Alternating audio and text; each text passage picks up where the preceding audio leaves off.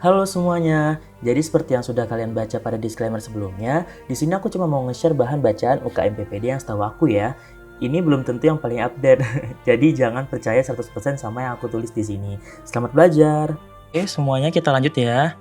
Untuk psikiatri part 2. Nah, yang psikiatri part 2 kita akan membahas pertama adalah disfungsi seksual. Nah, disfungsi seksual itu ada apa aja sih? Yang pertama ada frigiditas atau nama lainnya hipoaktif seksual. Nah, dia itu maksudnya adalah menolak disentuh dan melakukan hubungan seksual dan dia tidak ada hasrat seksual sama sekali. Yang kedua itu ada aversi seksual. Nah, aversi seksual itu gejalanya menolak seks ataupun koitus dan ada riwayat jijik ketika melihat hubungan langsung ataupun melihat koitus. Jadi di masa yang akan datang dia akan menolak untuk melakukan seks karena merasa jijik. Nah, yang ketiga itu sering ditanya adalah disfungsi ereksi.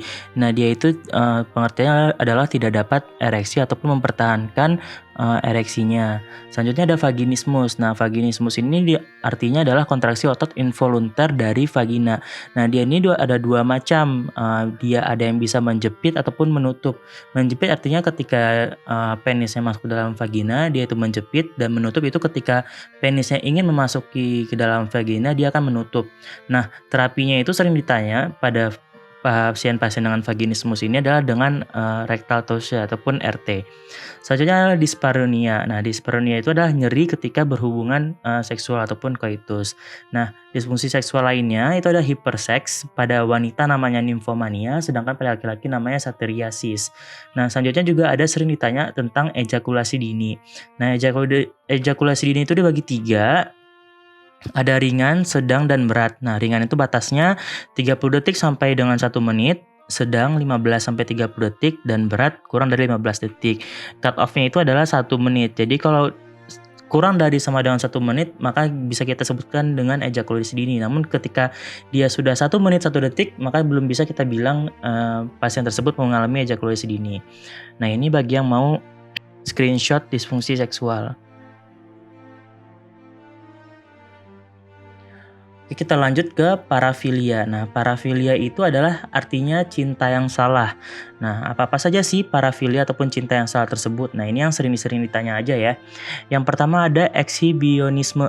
Nah, itu artinya dia suka untuk menunjukkan kelaminnya kepada orang lain. Nah, biasa tuh kan sering tuh kita lihat video-video baik itu laki-laki, biasa seringnya laki-laki ya menunjukkan alat kelaminnya pada halayak banyak ataupun kepada publik. Selanjutnya ada fetishisme. Nah, fetishisme itu adalah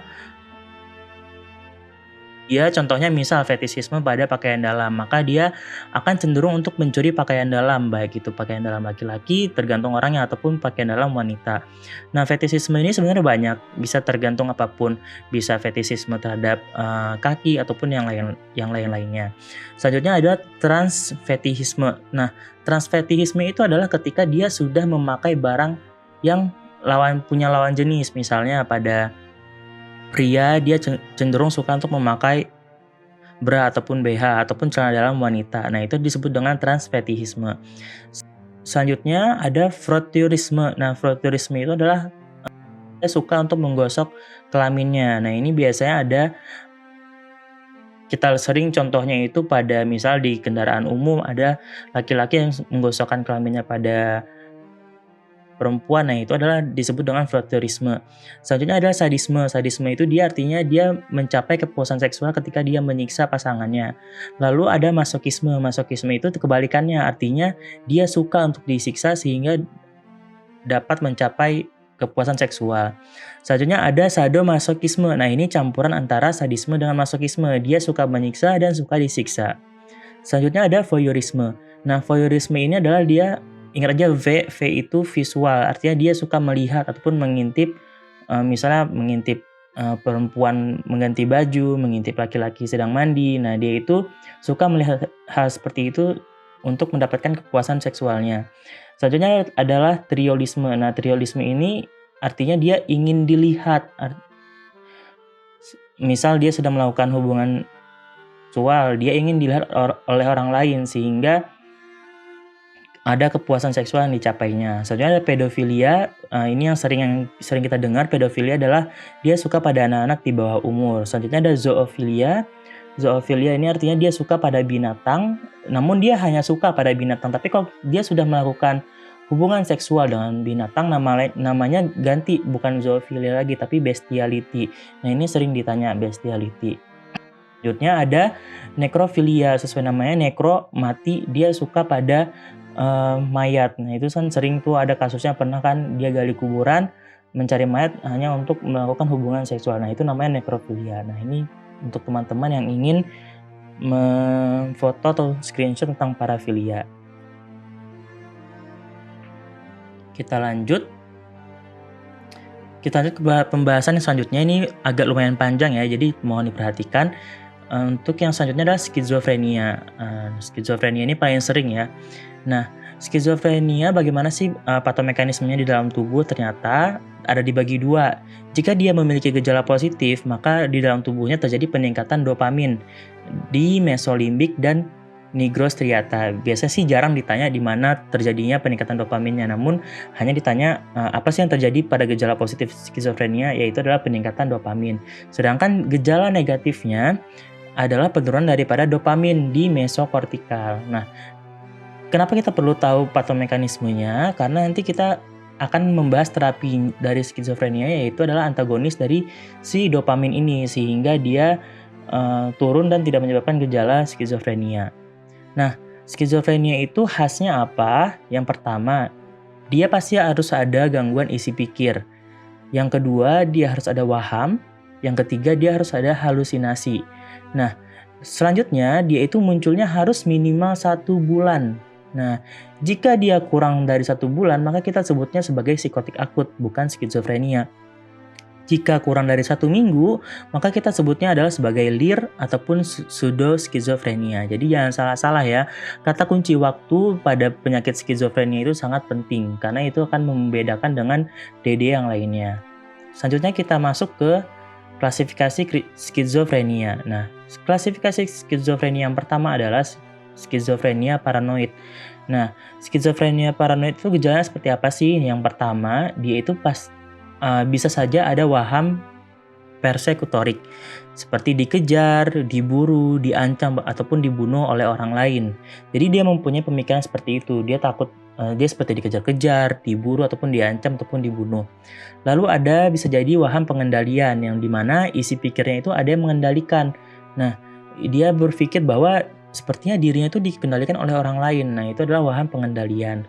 Selanjutnya ada waham referensi. Gejalanya itu adalah merasa orang lain menceritakannya. Jadi, misal di soal sering dibilang ketika dia melewati rumah tetangganya, dia berpikir bahwa sepertinya tetangganya menceritakan kalau dirinya itu jelek atau dirinya itu tidak sukses ataupun lain-lain. Nah, selanjutnya bisa jadi pada skizofrenia paranoid ini memiliki waham kebesaran, yaitu merasa memiliki kekuatan. Nah, waham-waham yang ada di skizofrenia paranoid ini pada soal biasa tidak disebutkan semuanya, biasanya hanya 2 ataupun 3 atau bahkan 1 di antara keempat waham tersebut. Jadi ini adalah waham-waham untuk skizofrenia paranoid. Selanjutnya kita lanjut ke skizofrenia herbefrenik. Nah, skizofrenia herbefrenik biasanya itu usianya itu 15-25 tahun. Jadi dia sering pada usia muda. Selanjutnya dia gejala lainnya adalah dia tertawa sendiri, afek dangkal, cenderung seperti anak-anak dan berlangsung minimal 2-3 bulan. Nah, kata kunci dari skizofrenia herbefrenik ataupun di soal-soal itu kita memudahkan untuk mengingatnya itu adalah dia melakukan sesuatu yang tidak jelas dan tidak ada maksud ataupun tujuan. Jadi memang dia misal contohnya di soal sering dia berlari-larian dari ujung ruangan ke ruangan yang lain, lalu dia tertawa keras-keras atau dia suka membanting meja. Artinya semua tindakan yang dilakukan adalah tidak jelas dan tidak ada maksud ataupun tujuan. Nah, itu adalah ciri khas daripada skizofrenia herbefrenik. Kita lanjut ke skizofrenia katatonik. Nah, skizofrenia katatonik itu khasnya adalah dia posisinya rigid ataupun kaku. Artinya, si pasien tersebut mempertahankan pada satu posisi saja. Misalnya berdiri saja, jongkok saja, ataupun kakinya diluruskan saja. Artinya dia mempertahankan satu posisi terus-menerus. Nah, biasanya pasiennya itu gaduh gelisah, kurang aktivitas, dan tidak banyak bicara. Nah, terapinya itu untuk skizofrenia katatonik adalah benzodiazepin, yaitu lorazepam. Oke, kita lanjut. Klasifikasi yang lainnya adalah skizofrenia residual. Nah, skizofrenia residual ini dia khasnya itu sudah pernah menderita skizofrenia dan mendapatkan terapi, lalu dia sembuh. Nah, kambuhnya itu kapan? Kambuhnya itu minimal 1 tahun setelah dia mendapatkan terapi tersebut. Artinya setelah dia sembuh dari skizofrenia sebelumnya. Nah, munculnya gejala itu hanya yang negatif saja, seperti contohnya apatis, afek tumpul. Nah, itu adalah gejala-gejala dari skizofrenia residual. Nah, ini harus diingat ya, karena sering ditanya di soal. Selanjutnya yang kelima ada skizofrenia simplex. Nah, ini sebenarnya baru dan juga sering ditanya di soal. Nah, skizofrenia simplex seperti yang lainnya itu minimal 1 bulan. Dan dia itu khasnya adalah halusinasi dan wahamnya tidak dominan ataupun menonjol. Jadi nanti di soal tuh emang dibilang halusinasinya bahkan bisa tidak ada ataupun wahamnya bisa tidak ada. Namun dia gejalanya itu aktivitasnya tetap terganggu dalam kehidupan sehari-harinya. Nah, itu adalah gejala dari ataupun tanda kunci dari skizofrenia simplex.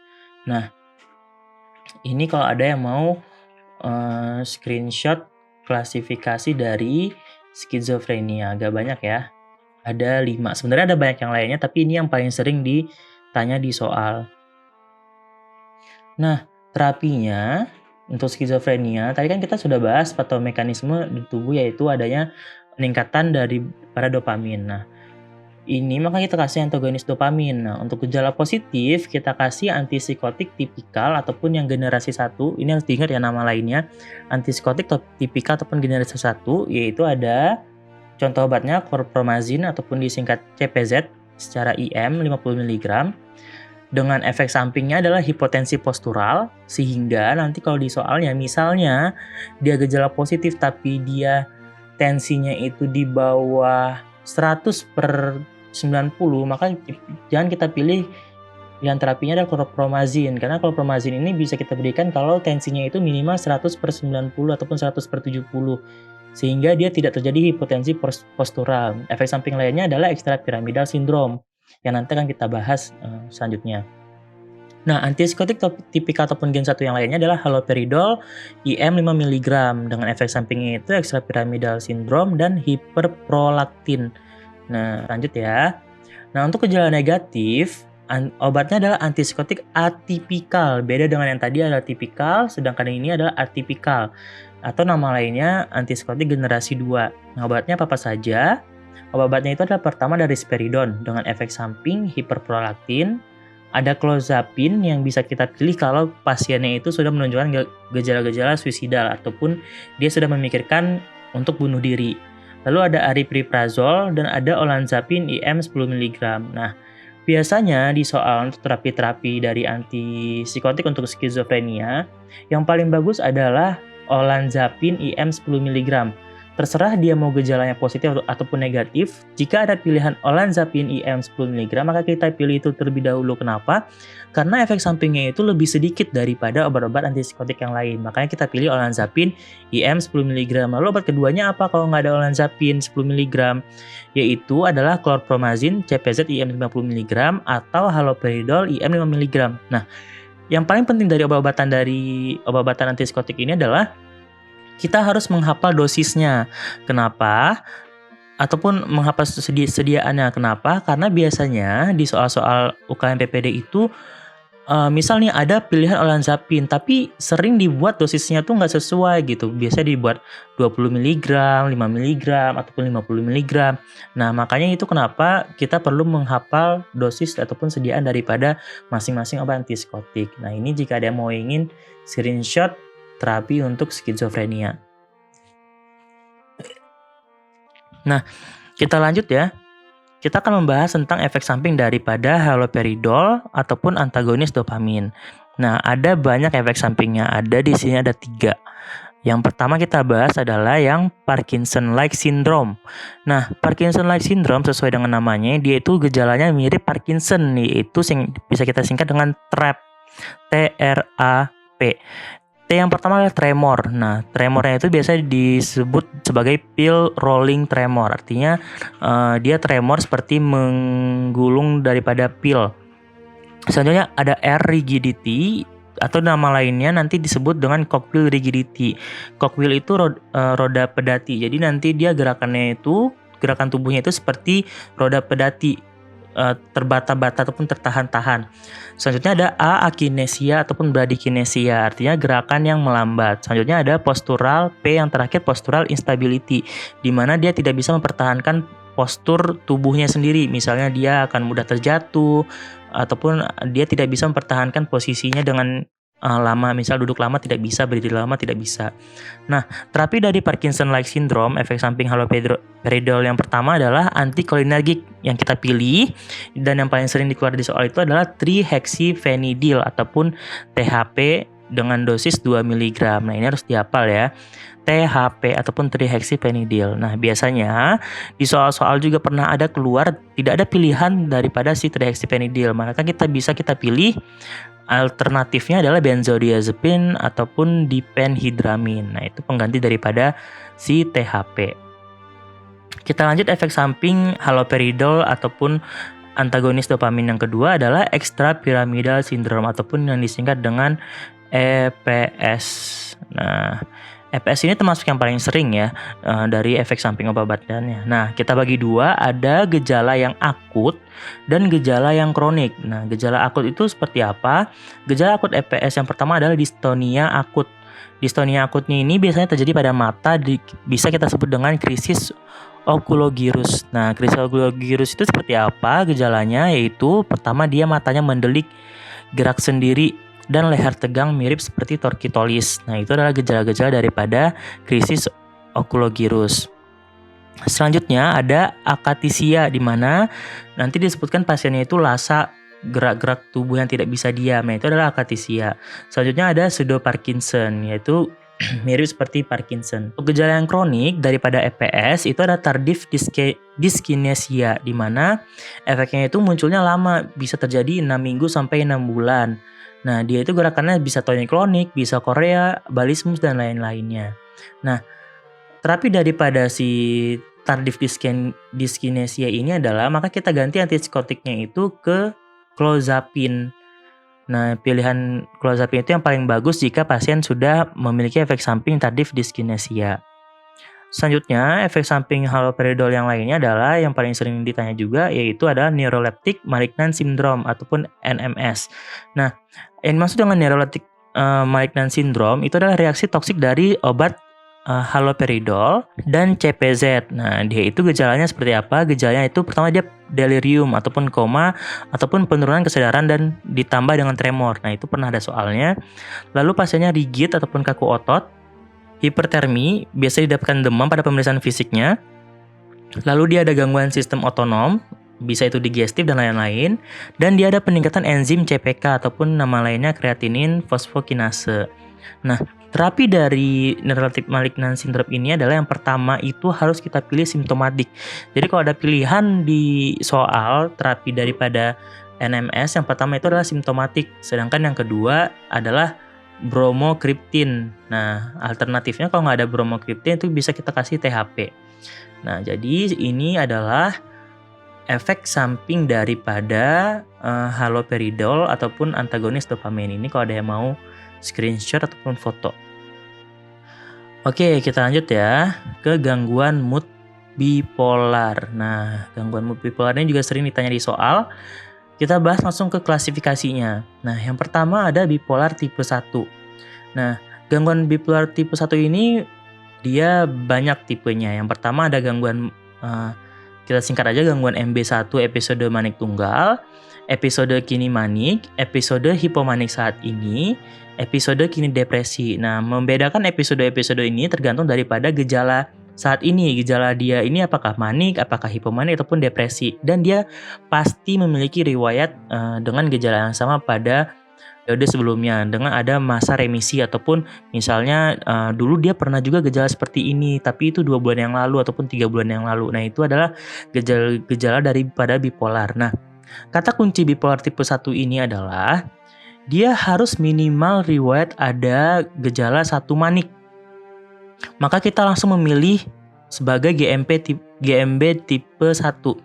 Jadi misalnya, jika di soal disebut misal gejala saat ini hipomanik, tapi dulu dia pernah ada gejala manik, maka kita langsung pilih GMB tipe 1 jawabannya. Jangan pilih GMB tipe 2. Kenapa? Karena pada GMB tipe 2 dia tidak memiliki gejala manik. Dia hanya gejala hipomanik dan depresi ataupun hipomanik ataupun depresi tunggal. Nah, berbeda dengan GMB tipe 1, dia minimal harus ada riwayat satu manik. Jadi kalau di soal sudah ada dia gejala manik, maka kita langsung pilih GMB tipe 1, jangan pilih yang GMB tipe 2. Nah, selanjutnya kita bahas ke yang klasifikasi kedua adalah bipolar tipe 2. Nah, seperti yang sudah saya jelaskan tadi, pada bipolar tipe 2, dia itu definisinya satu atau lebih episode depresi mayor yang disertai dengan satu episode manik. Nah, ingat ya, di sini beda dengan yang di atas. Di sini tidak ada sama sekali episode manik pada bipolar tipe 2. Jadi kalau sudah ada episode manik, maka kita pilih yang tipe 1. Nah, kita bahas ke terapinya. Terapinya itu tergantung daripada saat ini tuh dia terkena episode apa. Apakah episode manik ataupun depresi. Jika dia saat ini memiliki gangguan manik, maka obat terapinya adalah mood stabilizer ditambah antipsikotik.